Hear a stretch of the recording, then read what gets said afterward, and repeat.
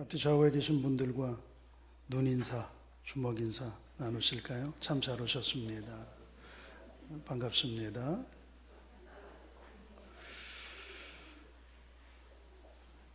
오늘 말씀 제목은 BC와 AD라고 정하였습니다. BC와 AD라고 하는 말 여러분들이 자주 들어봤을 겁니다. 우리가 사용하는 달력, 양력은 오늘이 2020년 4월 19일입니다. 2020년이라고 하는 말은 예수님이 태어나신 지 2020년 됐다는 그런 의미예요. 그러니까 오늘날 우리가 사용하는 이 양력, 이것은 기원 전, 기원 후 이렇게 나누는데 기원 전을 BC라고 합니다. 그리고 기원 후를 AD라고 하죠. 그럼 무엇을 기준으로 해서 그것을 기원 전, 후로 삼느냐? 그 기원을 삼는 기준점은 예수님이 태어나신 것을 기준으로 합니다. 그러니까 세상의 역사를 나누는 방법 가운데에 예수님의 탄생을 기준으로 해서 예수님 태어나기 이전을 기원전 500년, 기원전 1000년. 우리가 역사 공부하다가 보면 기원전 500년 시대 뭐 이렇게 얘기하면 지금부터 2520년 전이라는 얘기죠. 그리고 뭐 예수님 태어난 이후는 그냥 우리가 지금 쓰는 달력 몇 년도인지 그거 말하면은 그게 예수님 태어난 지 한국 전쟁이 일어난 것은 예수님 태어난 지 1950년 지난 뒤다. 그런 의미입니다. 그래서 기원 전을 BC라고 하고 기원 후를 AD라고 합니다. 그래서 기원 전 BC라고 하는 말은 우리 여기 주보에 서머리가 되어져 있는데요. 거기에 보면 Before Christ라고 그렇게 적어 놓았죠.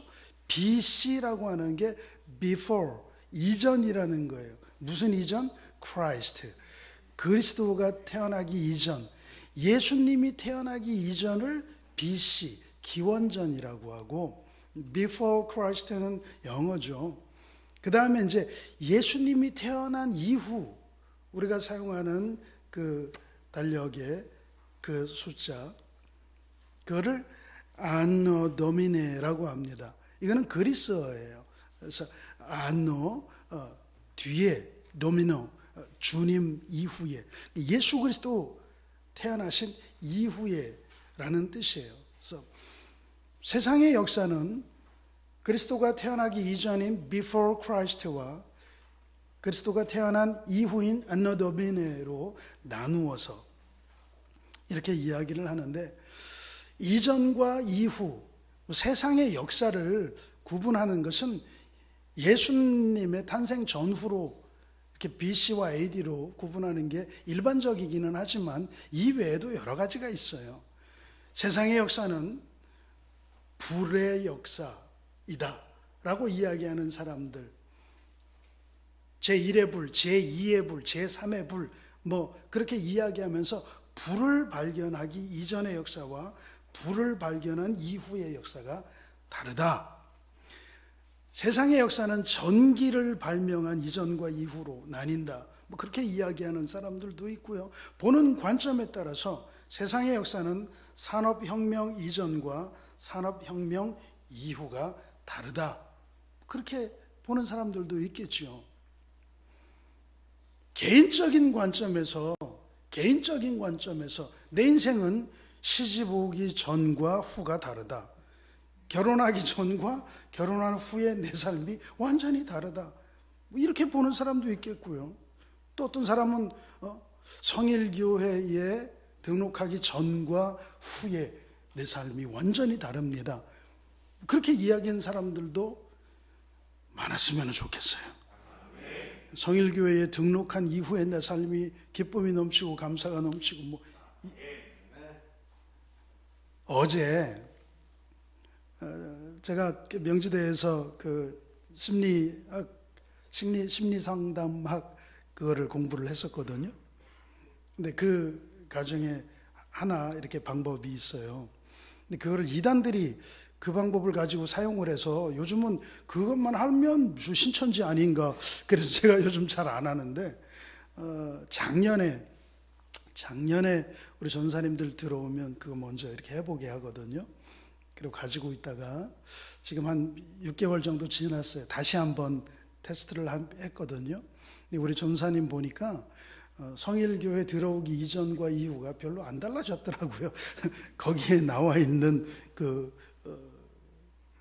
내용으로 보면 성일교회 다니기 전이나 성일교회 들어오고 나서나 별로 변화가 없는 것 같아요.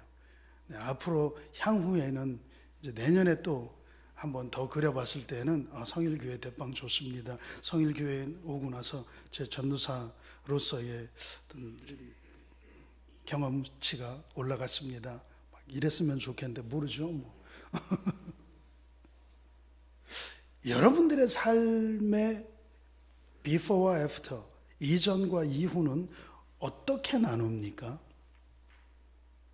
나는 군대 가기 전과 군대 간 이후의 삶이 달라. 그렇습니까? 나는 현미 씨를 만나기 전과 이후 내 삶이 달라. 긍정적, 부정적은 말하지 마시고요. 그렇습니까? 네. 지난주에 우리가 나눈 말씀을 잠깐 한번 떠올려 보시기 바랍니다. 부활신앙이라는 제목을 가지고 마리아 여인들이 두려운 마음 가지고 공허한 마음 가지고 무덤으로 쫓아갔는데 예수님을 만났어요. 예수님께서 하신 첫 마디가 두려워하지 말아라, 무서워하지 말아라. 그래서 이 여인들의 두려움이 사라지고 기쁨이 충만해져서 삶이 어떻게 변했어요? 증거하는 삶으로 막 뛰어가서 예수님 살아나셨다고 제자들에게 전하고, 예수님께서 하신 말씀, 너희보다 먼저 갈릴리로 가신다고 했으니까 그리 가세요. 삶이 예수님 만나기 전과 후가 완전히 달라졌어요. 여러분들 인생 로또를 맞는다면 전과 후가 달라지겠죠? 로또 맞기 전과 로또 맞은 후. 인생 최대의 로또는 그렇게 비유해서 죄송합니다만 예수 그리스도입니다. 인생 최고의 보험은 예수 그리스도입니다. 예수 그리스도를 믿는 믿음만큼 더 우리의 삶을 보장하여 줄 수 있는 보험, 우리의 삶을 풍성하게 해줄 수 있는 로또가 어디 있습니까? 예수 그리스도를 만나기 이전과 만난 이후의 삶이 달라야 됨을 지난주에 말씀을 드렸는데, 오늘 제가 BC와 AD라고 이야기하는 이 약자는 Before Christ, Anno Domine가 아니에요. Before Corona, 코로나19 바이러스 이전과, AD는 After Disease, 이 코로나19 이 감염증, 전염병 이후, 그것을 저는 빗대서 코로나 이전과 코로나 이후, So before corona, after disease, 그렇게 제가 말씀 제목을 뽑았습니다. 여러분, 코로나 이전의 우리의 삶과 코로나 이후의 우리의 삶은 정말 완전히 달라요. 시각적으로도 달라요. 여러분들 여기 올라와서 한번 보시겠습니까? 원래도 우리 한국인들의 표정이 다양하지 않아요. 원래도 여러분들이 예배 드릴 때에 그냥 이렇게 예배 드리셨지만 지금 마스크 다 쓰고 있으니까 여기서 아주 미서워요. 무서운 게 아니라 미서워요. 눈만 다, 지금 눈이 한 100개가 저를 쳐다보고 있는데 아무 표정 없이 싹 가리고 눈만, 이 완전히 드러나는 현상도 다릅니다. 어제 회의를 가서 정경 감리사님들과 지금 현재 실행부 회원 장로님들과 만나자마자 주먹질이요. 전에는 만나면은 인사하고 악수하고 허깅하고 이제 그런 거 없습니다.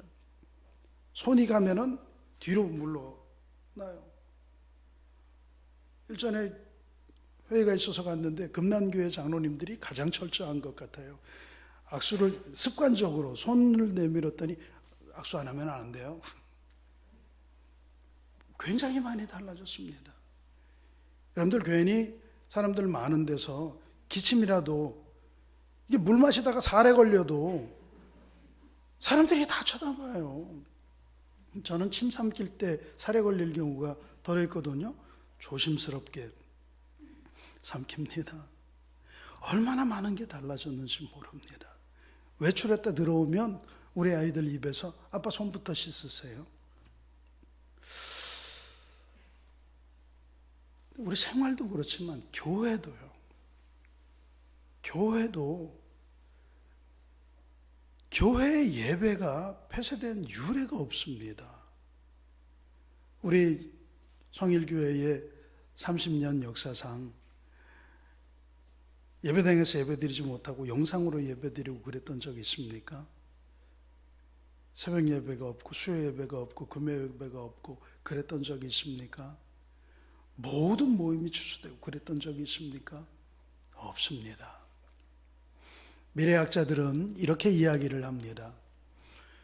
코로나 이후의 시대는 절대로 이전 시대로 돌아갈 수 없다. 코로나 이후의 시대는 코로나 이전의 시대와 완전히 다를 것이고 이 시대가 전의 시대로 절대로 돌아갈 수 없다. 그런데 교회도 거기서 크게 멀지 않을 것 같아요. 생전 듣도 보도 못했던 그런 예배의 형태들이 이미 나왔어요. 코로나 검사하기 위해서 드라이브스루 방식을 했던 것처럼 영화 볼 때 자동차 안에서 자동차 극장에서 영화를 저도 한 두 번 가본 기억이 있습니다만 지금 그렇게 예배드리는 교회가 있어요. 아멘은 클락션을 올리거나 깜빡이를 깜빡깜빡 그러면은 라디오 주파수 맞추어서 설교를 듣고 목사는 이렇게 그 강대상이라고 그럽니까? 무대 스크린이 있는 무대에 올라서 설교하면 이 설교를 주파수로다가 허락받은 주파수로다가 각 자동차에 맞추어서 들으면 아멘 하고 싶잖아요. 아멘 하면 차 안에서만 들리지 밖에서는 안 들리니까. 그러니까 빵빵 아니면은 쌍라이트 뭐 교회들마다 비상등 켜는 거 하는 교회가 있고 쌍라이트 하는 교회가 있고 그럼 목사는 설교하다가 쌍라이트가 반짝반짝 은혜 받고 있구나 뭐 자동차밖에 안 보이는데 저 사람들이 은혜를 받는지 그 안에서 귤을 까먹고 있는지 뭐 어떻게 합니까? 그러니까 경청하고 있습니다. 아멘 그런 표시를 비상등으로나 이게 상향등으로나 표시를 해주는 이런 거 상상도 하지 못했어요. 제가 목회하면서 그래도 성일교회에서는 감사하게 그런 건이 한 건도 없어서 정말 여러분들에게 감사를 드립니다. 제가 알기로는 우리 성일교회에도 애견인들, 애묘인들이 있는데 신방을 가면 알아서 이렇게 잘 정리를 해주셔서 감사한데요. 제가 목회하던 중에 예배 드리는데 개가 와가지고 자꾸 그래서 권사님 개는 잠깐 이렇게 따로 관리를 해주면 좋겠습니다. 개가 사람보다 나아요. 우리의 개가 얼마나 예배를 잘 드리는데요. 개가 무슨 예배를 드려요. 개에게 무슨 영성이 있어요. 개는 영성이 없어요. 개는 개지요. 그냥 말 그대로 펫이에요. 애완용이에요. 그런데 세상에나 개가 사람보다 낫다고 예배 드리는데 개 끌어안고 뭐 그러고 그 개가 죽으니까 식음을 전폐하고 교회도 안 나오고 개 장례식을 해달라고 그러고 미리 말씀드립니다. 어지간하면 개 장례식은 저에게 부탁하지 말아주세요. 제가 참 곤란합니다. 모르겠어요. 장례식 사례비 한 1억씩 주면 제가 또 생각을 좀 해보겠는데 그런 거 미리 살짝 말씀해 주시고 그냥 느닷없이 개 장례식 해달 뽀삐가 죽었어요 뭐 이러지 마세요. 근데 뉴스를 통해서 보니까 예배 드리는데 개를 안고 예배를 드리더라고요. 자동차 아니니까. 자동차 안에서 개도 이제 반려견, 반려묘 그러잖아요. 그 가족 중에 하나예요. 그래서 개도 같이 예배를 드리고, 그러니까 이전과는 완전히 다른 그런 모습들이 지금 나타났는데, 이게 보세요. 백신이 개발이 되어서 지금 미국에서 특정 약물에 반응하는 그런 사람들이 나왔잖아요. 치료의 효과가 뚜렷하게 드러났잖아요. 그런데 그걸 임상실험을 거쳐야 됩니다. 어떤 사람에게는 들었는데 어떤 사람들은 그거 죽을 수도 있는 거고요. 이 사람에게는 들었는데 저 사람들에게는 안 들을 수도 있는 거고, 그래서 모든 사람들에게, 많은 사람들에게 이것을 시험을 해서 안전성이 증명이 돼야 그게 이제 백신과 배포용 약으로다가 허락이 되지 않습니까? 어쨌든 개발은 되겠지요. 그렇게 백신이 개발이 되어서 코로나에 대한 안정성이 담보가 되었다고 하면, 그럼 이전의 삶으로 모두가 다 돌아갈까요? 저는 그렇지 않다고 생각합니다. 사람들은요, 학습되는 게 있어요. 악도 학습이 됩니다. 나쁜 것도 학습이 되고요. 선도 학습이 돼요. 좋은 것도 학습이 돼요. 그런데 선과 악이 있다면 어떤 것이 먼저 학습이 되냐 하면, 안타깝게도 좋은 것, 선한 것이 먼저 학습되는 게 아니라 나쁘고 악한 게 먼저 학습이 돼요. 그게 인간의 본질입니다.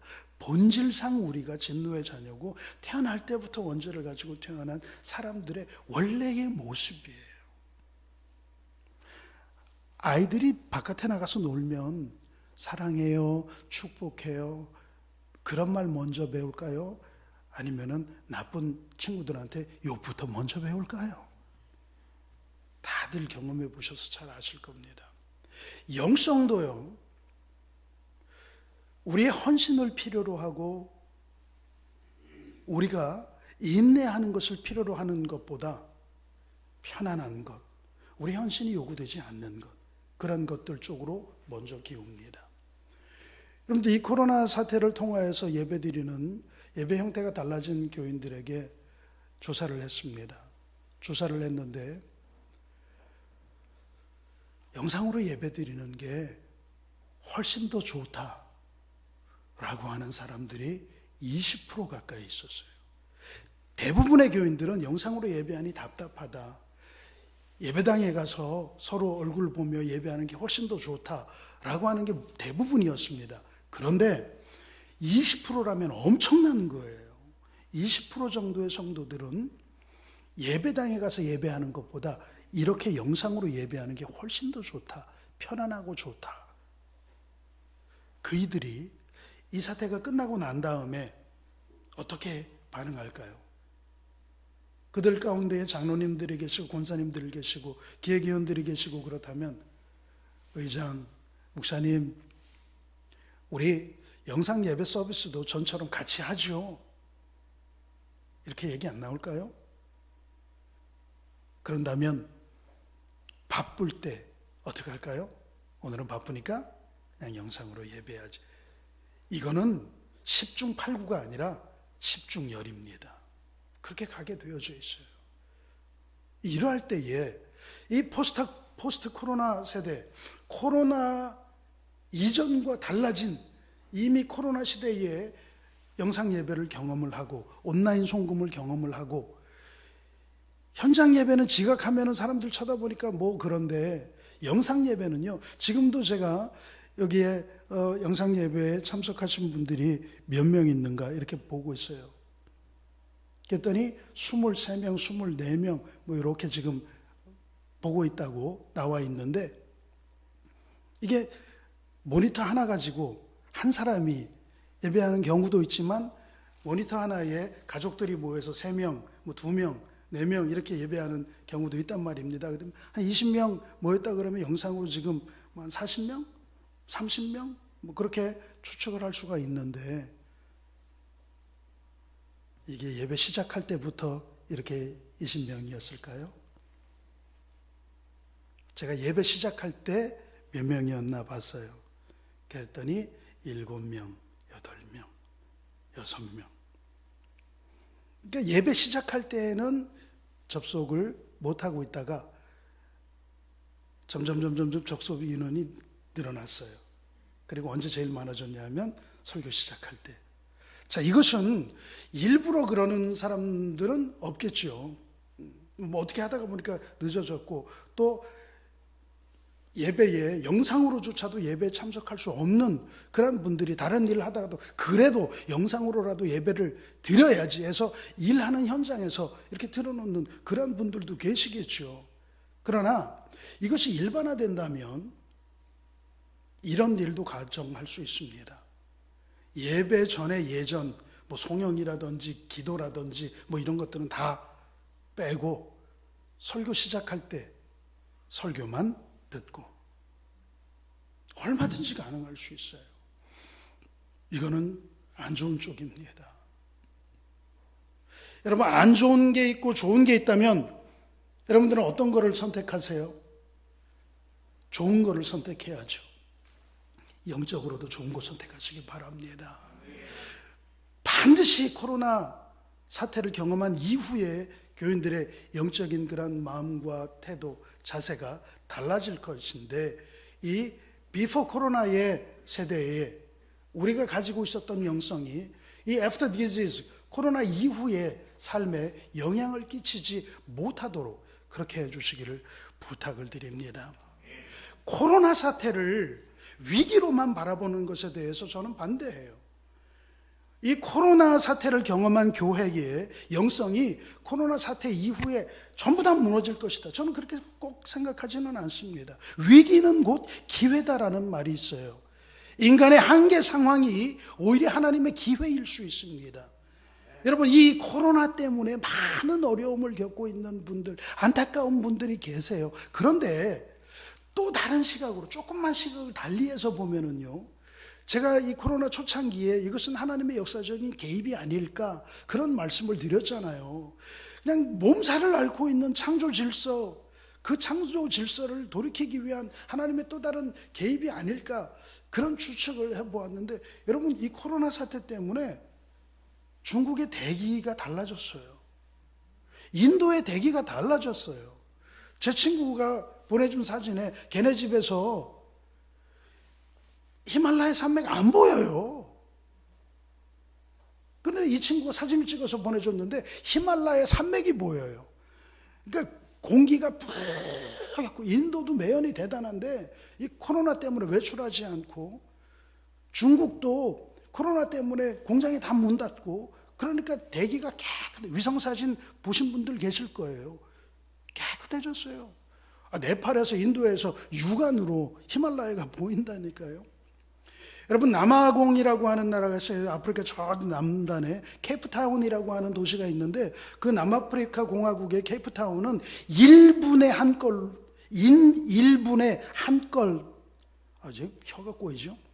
1분에 한 건 꼴로 강간 사건이 일어난 나라였어요. 1분에 한 건이면 이건 뭐 계속 일어나는 거예요. 그 케이프타운의 범죄율은 1분에 한 건꼴로다가 범죄와 강간이 일어났는데 지금 제로예요. 그런 순기능도 있습니다. 이 코로나 사건 때문에.